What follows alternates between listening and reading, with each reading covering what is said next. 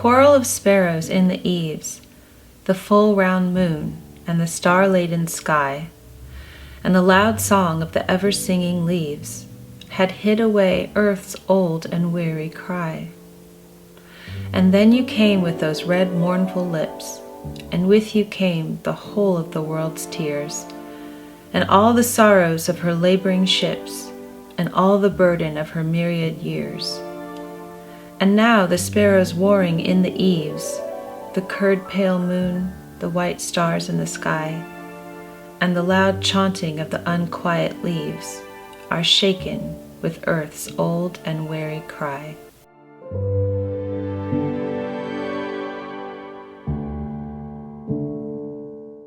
Welcome to the Chic Assignment Check-In for March. My name is Jennifer and I run this channel called The Daily Connoisseur, and each month we do a chic assignment where I assign 4 things, plus number 5 is to always be reading a book, but 4 things that will hopefully enrich you throughout the month and inspire you. I believe that as a society we should always be enriching our minds, learning new things, exploring beautiful artwork and listening to beautiful music, and that is definitely relevant around this time in the world. Many of us find ourselves at home, and it's wonderful to enhance our home life with beauty through the Chic Assignment. So I hope that you have been doing the assignment this month, and I would love to hear from you on your findings. I have some wonderful surprises for you this month.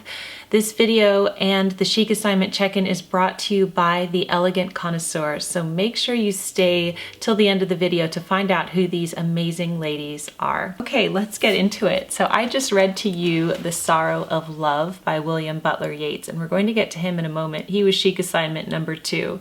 And what incredible poetry he wrote. Before we get to William Butler Yeats, let's talk about Chic Assignment number 1 first. We were to listen to Chopin, my favorite composer, Nocturne in C# minor, and I gave you a video to watch from Yoo-Yeon Kim's channel, and she is a violinist, and her performance is just one of the most perfect performances. I mean, it is so stunning and beautiful and wrapped up in a little bow, and I tell you what, I have had some stressful times this month, as have many of you, in fact probably all of you, and I listened to this piece throughout the entire month, and just putting it on calmed my nerves. I listened to it when I was cleaning the kitchen, I would watch it while I was doing various things, paying the bills, and it is perfection. So as is habit with me, whenever I assign a YouTube video of a classical performance, I always kind of go in there in the comments and say, who is here for the Chic Assignment? And it's fun to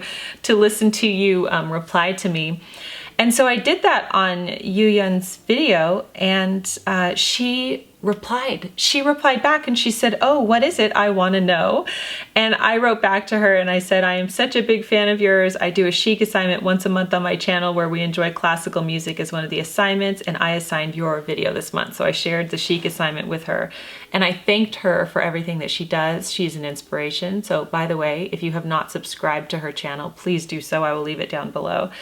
And then she wrote back saying, thanks for letting me know, I'm following you now. So can you believe this? I'm completely starstruck that Yoo-Yeon Kim, the world famous violinist, is now following us here on the Chic Assignment and on the Daily Connoisseur. So Ms. Kim, I just want to send a personal message to you that you are such a talented artist, and your work, your talent, your beauty shines, especially right now in the world. We need you. And your performance is absolutely incredible, and it has meant so much to me this month. So what a complete honor. So thank you so much for that. I hope that you enjoyed the Nocturne in C# minor. What a beautiful piece. I'm also going to leave a few more performances down below of various iterations on this piece. And I hope that this brings you comfort this month. Okay, let's talk about Chic Assignment number 2, William Butler Yeats, the famous Irish poet. I'm going to read you his biography in just a moment. But before we begin, I'd like to read another of his poems. Marie Ward mentioned that her favorite of his is When You Are Old, so I'm going to read that to you right now. When you are old. When you are old and gray and full of sleep, and nodding by the fire, take down this book, and slowly read and dream of the soft look your eyes had once and of their shadows deep. How many loved your moments of glad grace, and loved your beauty with love false or true, but one man loved the pilgrim soul in you, and loved the sorrows of your changing face. And bending down beside the glowing bars, murmur a little sadly how love fled, and paced upon the mountains overhead, and hid his face amid a crowd of stars. Absolutely beautiful. Well, let's learn more about William Butler Yeats. Okay, I have his biography here from Encyclopedia Britannica. So William Butler Yeats was born June 13th, 1865 in Sandymount, Dublin, Ireland, and he died January 28th, 1939 at Roquebrune, Cap Martin, France. He was an Irish poet, dramatist, and prose writer, one of the greatest English language poets of the 20th century. He received the Nobel Prize for Literature in 1923. Yeats's father, John Butler Yeats, was a barrister who eventually became a portrait painter. His mother, formerly Susan Poxelfen, was the daughter of a prosperous merchant in Sligo in Western Ireland. In 1867, when Yeats was only 2, his family moved to London, but he spent much of his boyhood and school holidays in Sligo with his grandparents. This country, its scenery, folklore, and supernatural legend would color Yeats's work and form the setting of many of his poems. In 1883, he attended the Metropolitan School of Art in Dublin, where the most important part of his education was in meeting other poets and artists. I almost said eating other poets and artists. Meanwhile, Yeats was beginning to write. His first publication, 2 brief lyrics, appeared in the Dublin University Review in 1885. When the family moved back to London in 1887, Yeats took up the life of a professional writer. The age of science was repellent to Yeats. He was a visionary, and he insisted upon surrounding himself with poetic images. Yeats was already a proud young man, and his pride required him to rely on his own taste and his sense of artistic style. He was not boastful, but spiritual arrogance came easily to him. His early poems, collected in The Wanderings of Oisin and other poems from 1889, are the work of an aesthete, often beautiful but always rarefied, a soul's cry for release from circumstance. Yeats quickly became involved in the literary life of London. He became friends with William Morris and W.E. Henley, and he was a co-founder of the Rhymers Club, whose members included his friends Lionel Johnson and Arthur Symons. In 1889, Yeats met Maud Gonne, an Irish beauty, ardent and brilliant. From that moment, as he wrote, the troubling of my life began. He fell in love with her, but his love was hopeless. Maud Gonne liked and admired him, but she was not in love with him. When Yeats's play, Kathleen Ní Houlihan, was first performed in Dublin in 1902, she played the title role. After the rapid decline and death of the controversial Irish leader Charles Stewart Parnell in 1891, Yeats felt that Irish political life lost its significance.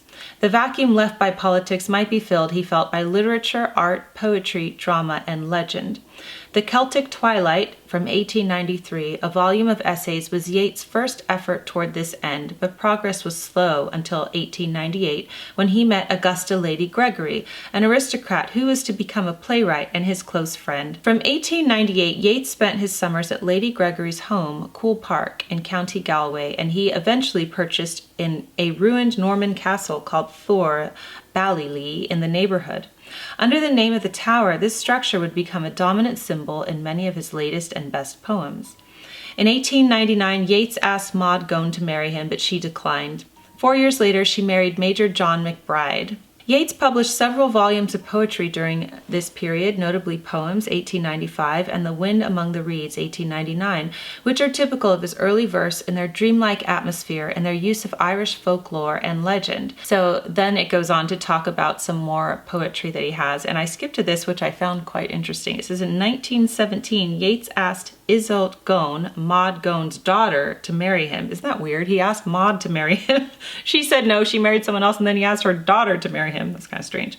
She refused. Some weeks later, he proposed to Miss George Hyde Lees and was accepted, and they were married in 1917. A daughter, Anne Butler Yeats, was born in 1919, and a son, William Michael Yeats, in 1921.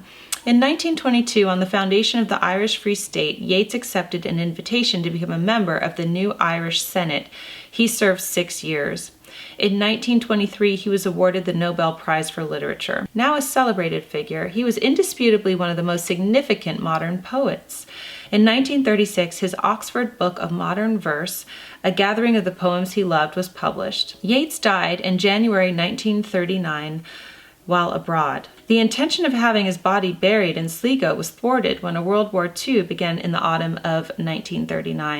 In 1948, his body was finally taken back to Sligo and buried in a little Protestant churchyard at Drumcliff, as he specified, under Ben Bulben, in his last poems, under his own epitaph, "Cast a cold eye on life, on death, horsemen pass by." Had Yeats ceased to write at age 40, he would probably now be valued as a minor poet, writing in a dying pre-Raphaelite tradition that had drawn renewed beauty and poignancy from the work of Celtic revival. There is no precedent in literary history for a poet who produces his greatest work between the ages of 50 and 75. Yeats' work of this period takes strength from his long and dedicated apprenticeship to poetry, from his experiments in a wide range of forms of poetry, drama, and prose, and from his spiritual growth and his gradual acquisition of personal freedom, which he incorporated into the framework of his own mythology. So I find that incredibly interesting. Here's what I find inspiring about that for all of you who are older, that he created his best work from the ages of 50 to 75 is what the experts say. He was a master. It says all are informed by the two qualities which Yeats valued and which he retained into old age, passion and joy. There you go for William Butler Yeats's biography. I would love to know which poem of his resonated with you the most this month. Okay, chic assignment number 3 was to enjoy your food. That's it, just enjoy your food. And if you saw my video on the disturbing trend of what I eat in a day videos on YouTube, that's what I'm talking about. I feel that there is a trend in society where we are so overly concerned with what we eat that we can't even enjoy it. I hope that you watch that video. I won't go too much into it here, but to just simply enjoy your meals and to set a beautiful table to sit down and enjoy your meals with your family, whatever they may be. And we're all eating at home right now as far as I know, so what a better time to practice it than now. All right, chic assignment number 4 was to start to get your wardrobe ready for the change in season. Spring is upon us here in Southern California, although not quite yet. It's been quite rainy. But I have been gathering together my spring 10-item wardrobe. I'm just showing you a few sneak peeks here of some of the newer pieces that I have. This gingham t-shirt is an extra for my spring wardrobe, and I think it is very springy and very cheerful, which certainly is helping the darker mood right now as well. So I would love to know how your spring wardrobe is coming along. You can look for my 10-item wardrobe videos to be coming out very soon, and I look forward to sharing those with you. So the chic assignment is brought to you by the Elegant Connoisseurs. They are the top tier on my memberships feature here on YouTube. And if you are interested in joining us on memberships, you can join via the Join tab, which you will see down below, or the link in the description, which must be accessed by a computer. So I do 3 vodcasts a month. Every Friday I'll do a different episode of my vodcast where I talk about current events and all sorts of things on that vodcast, all the things that I would love to talk about with you. And I do 1 live stream a month. And the next live stream is going to be this Friday, actually. So I have that there, and the top members, one of their perks is that I mention them and share them, a little bit about them with you. So first we have Kristen King from All the King's Morsels, and Kristen King has a superb Southern food blog. And now that we are all cooking at home even more, I highly encourage you to check out her blog. I will leave all of these links down below for you. Next, we have Janet Wishnia from American Blossom Linens. This is a wonderful small business, made in America, organic cotton bedding company, and it's so important that we support our small businesses now, especially with everything that's going on in the world. So American Blossom Linens, thank you. Shannon Beers from Awesome Possum Powers. She is the author of one of my children's favorite storybooks. It is a faith-based book about the power of altruism, and the photography and everything is just absolutely beautiful. Awesome Possum Powers, thank you. Amy Floor from Azalea Spa Goods is an elegant connoisseur. I actually purchased 2 of her oils because I wanted to try them out for the upcoming connoisseur review video, which you'll see on Thursday. They are amazing. They are absolutely excellent. They are handcrafted, So good. I wish they came in giant vats, seriously. So Azalea Spa Goods, they have handcrafted body oils and they are really superb. We have a new Elegant Connoisseur here, Cynthia Rabine, and she is the author of Create Your Own Lookbook. And this is a book on how to create and curate your own individual style. So for all of you wardrobe fanatics out there, check out Cynthia's book, which I will leave down below. Also inspired by Nikki, my friend Nikki Moreno from Inspired by Nikki. She is a dear friend of mine and she has a YouTube channel that you will absolutely love. I will leave her YouTube channel linked below. Many of you don't know this, but Nikki is also an artist and she has an Etsy store. So she sent me this beautiful painting right here to cheer me up when I had the flu last month. And how sweet is that? And her artwork is so beautiful. So check out Inspired by Nikki. Julie Coleman from My Confident Closet. Julie Coleman helps you build a seasonal wardrobe that fits your style and budget. So I will leave all of Julie's info down below, but she is a talented stylist. Katie Rose. Katie Rose is another talented artist. We have so many of them here, and that's why I love this so much. She's an artist and writer compelled by the beauty of light illuminating darkness. Her original paintings can be found at katierosecollection.com, and she sent this to me, and how beautiful is this gorgeous watercolor. So she has watercolors. She also does custom paintings on her website. Mrs. Hanover from The Not So Desperate Housewives. This is a blog about glamorous homemaking with lots of homemaking inspiration. Homemaking is really seeing a revival. So her beautiful blog about traditional femininity and glamorous homemaking will be linked down below as well. Another talented artist I have for you is Cherish Flighter. She has a website called somethingtocherish.com. She creates beautiful art and she puts it on various things that you can buy, like handbags and scarves and other gorgeous items. So what a wonderful place to buy a gift. So thank you to Cherish from Something to Cherish. So in addition to those ladies, I would also like to thank Katherine Rae, Christine Bolla, Carolyn Haydu, Denise Gende, Jet Rowley-Herron, Jenny Candelaria, Linda Eklof, Maria Conder, and Mercedes Gilligan.